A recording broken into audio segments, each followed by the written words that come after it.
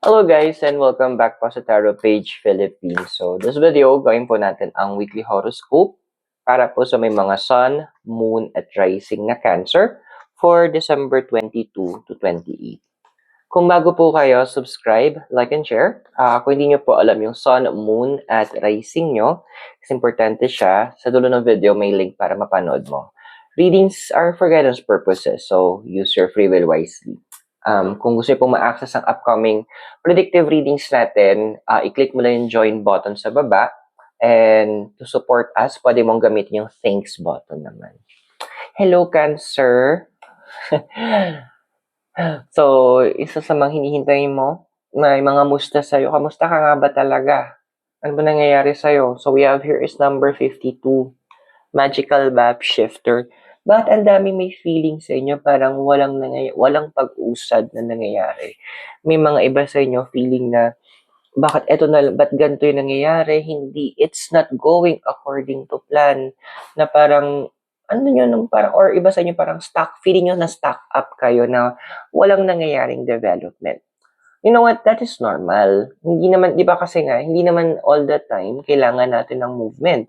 Kumbaga sa pagta-travel, mula sa Cubao, papunta dito sa Baguio, dahil kailangan mo na stop over, di ba? Kailangan mo din magwiwi, or siguro kumain, or in my case, magyosi. o bumili ng candy along the way. So, andoon na, the cards are saying, this is sabihin natin, waiting period para sa'yo. Kumbaga sa tinapay na minasa, eto na yung oras para umalsa muna. So, wala talaga movement na mararanasan for now kasi this is a rest time para sa'yo, ang sinasabi ng cards mo. So, make the most of that rest time. Kasi dahil talaga, kapag biglang umusad ang buhay mo, mag-wish ko sana may rest ulit, makapagpahinga ulit ako. So, ano ba yung crossing mo? We have here is number 8, come together. Well, nagigets ko naman na siguro kasi with the upcoming holiday season, may iba sa inyo, may mga pupunta ng mga reunions, magkakaroon kayo ng mga gatherings. May mga tao talaga dyan sa mga pupuntahan mo na feeling nila mas angat sila kasi mas marami sila accomplishments. Dude, the accomplishments are not just tungkol sa finances or sa career natin. If, alam mo yun, may mga kilala ko na there are battling depression, and every day, it's actually an achievement para sa kanila na nandito pa, na misa pag kinakamusta ko, how are you? I'm doing okay pa ako, ganyan. Achievement yon. Kasi andoon na everyday they're winning. So, ito yung point na sinasabi ng card, hindi sukatan ng ang achievements mo kung nakaangat ka sa iba. Hindi. Ang kalaban mo dapat dito is always yourself. Ang katunggali mo is yung sarili mo na gumagawa ka ng paraan to be better every day, hindi man sa career, maybe sa ibang aspect ng life mo. We could be better na, natutulog na ako na mas mga. That's already an achievement. Kumakain ako sa tamang oras. That is an achievement. Yung mga tao na they're having emotional problems na andoon na hindi nila nagagawa nilang mag-decide para sa sarili nila to be better. Achievement yon. So, you're an achiever. Cancer, ha? Pero ano ba yung desire mo ngayon? So, meron tayo to is into the unknown. Number 7. Alam mo, literal, andun yung mga bagay na parang gusto mo magkaroon ng literal na adventure in your life. Maybe andoon na you want to go to different places, or andoon na meron ka ma-discover or matutunan ng bago. You know what the cards are saying? Go. Habang naka-rest mode ka pa. Yung mga iba sa inyo na parang gusto kong unti-unting tapusin yung pag-aaral ko. Go! Alam mo, hindi dahilan ng edad para pigilan ka na i-achieve mo yung makuha mo yung gusto mo na matapos pag-aaral mo. For those who na may mga desire na gusto niyo mag-masters or mag-enroll kayo sa mga institutes. Meron nga dito, nakikita ko, gustong mag-aaral ng ibang lengguwahe. Go! Alam mo yun, those are achievements. Those plans, those mga desire mo, gawin, yung mga dreams mong yun, gawin mo siyang reality. Alam mo, bakit hindi siya impossible? Kasi, the mere fact na naging dream mo siya ngayon, ibig sabihin nun, pwedeng mangyari yan. Feasible yan para sa'yo. Wag mong ikahon yung sarili mo na, ay, kailangan ito muna unahin ko kasi para maging masabing achiever ako ng tao. No. Gawin mo to because this is what your heart is telling you. Hindi sa dinidikta ng society. Kasi, sabi nga where your heart is, there your treasure will be. Kung nasan yung puso mo, doon yung mga kayamanan mo. Kaya di ba yung mga tao na they love what they're doing, di ba doon sila kumikita? So ending andoon na hindi nagiging responsibility. Parang humihinga lang kasi paulit-ulit ginagawa and they love what they're doing. So, go! Laban mo yan. Now, ano ba yung foundation mo? Now, year number 12, slow and steady. Doon hindi ang mga bagay, wag nating madaliin ha. Ito yung pinapaalam sa'yo ng cards. Kasi may sabi nga nila, easy come, easy go. Kapag ang isang bagay minadali, malamang sa malamang yan, hindi maganda yung magiging kakalabasang quality. Like, for example na lang yung mga structures na ginawang minadali. Diba? Anong nangyari? Ending, poof, nawawalan si sira agad. So, ito yung sinasabi ng card sa'yo. When you invest in something like, let's say, in learning, it takes time talaga. Hindi naman tayo computer na pag sinaksak mo yung USB sa utak natin and mada-download agad natin. It takes time, it takes dedication, it takes practice.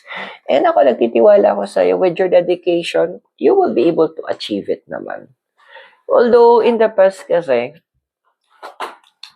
Hi! May nakikita ko dito na sa number 1, ulit ng mga pusa So, yung card mo is the Bone Collector. Ang hirap din, no? May mga iba sa inyo talaga na nakumpara sa mga, kung kapatid ba to or mga pinsan. Especially kapag may mga gatherings or napapagalitan kayo.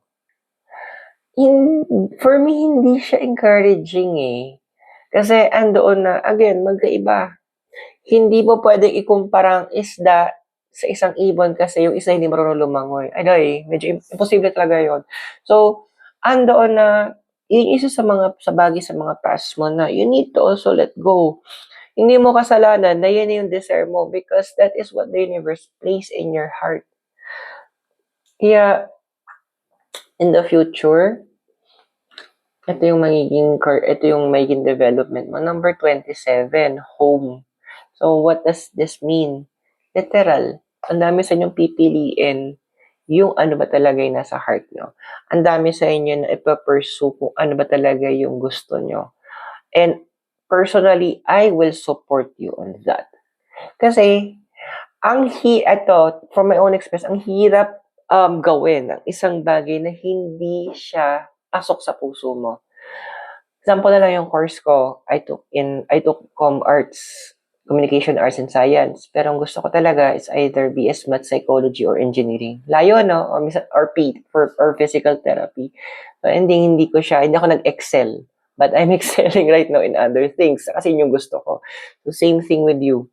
Choose wisely para sa sarili mo. Kasi, at the end, ito yung magiging takbo ng buhay mo. So, hindi ibang tao ang magdidictate kung ano ba talagang nasa heart mo.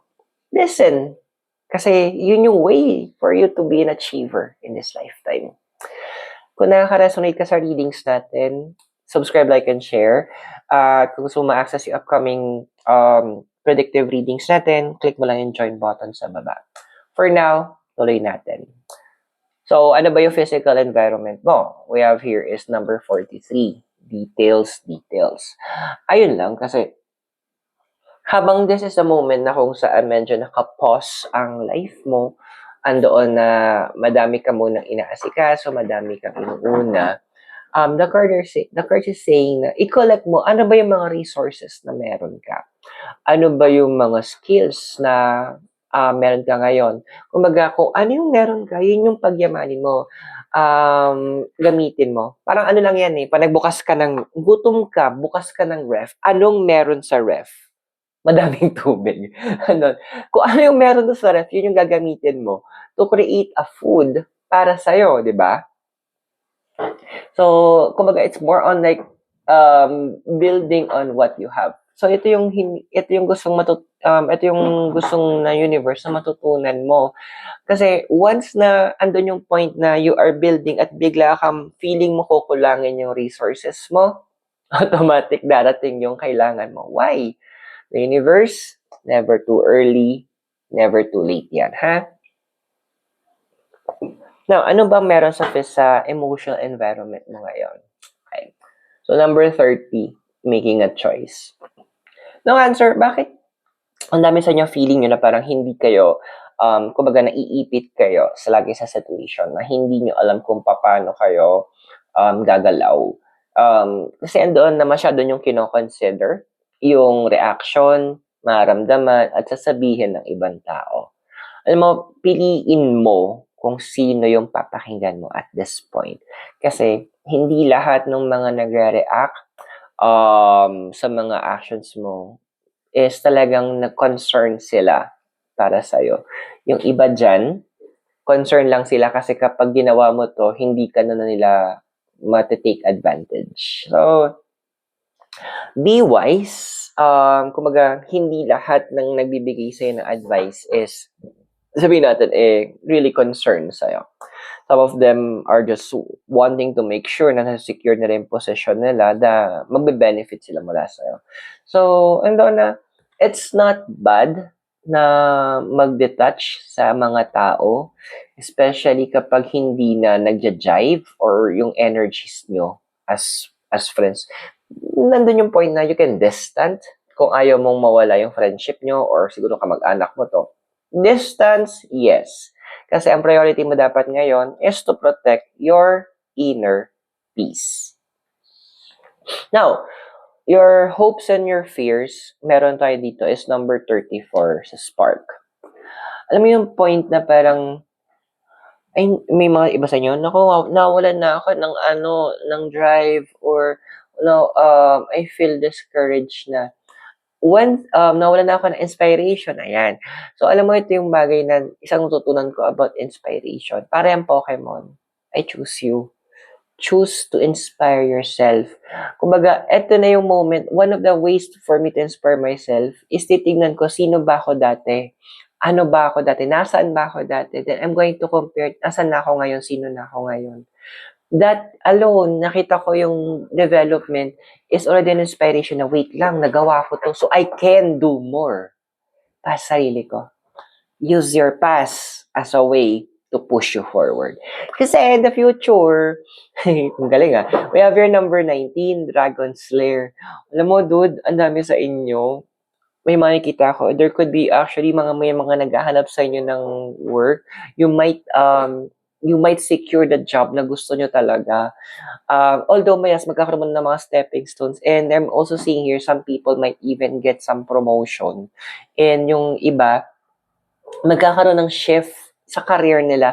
Para sabihin natin, nasa siya gantong level, gantong department. Malilipat siya sa department na kung saan andoon na mag-e-enjoy siya, mag-e-enjoy kayo. And what I'm also seeing here, there are some na nagpaplano kayo na gusto ko nang bumukod. Well, hindi mo masama mag-start. Kunyari parang mag-rent ka muna ng room. Yeah, masasecure nyo rin siya very soon. You just need, and those will be your additional achievements in your life.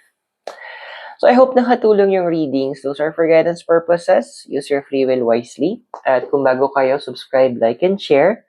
To access our predictive readings, click the join button sa baba. So maraming salamat, Cancer. God bless. Namaste. Hare Krishna and blessed be. And hope to see you soon. Mula po sa Baguio City. Have a great day.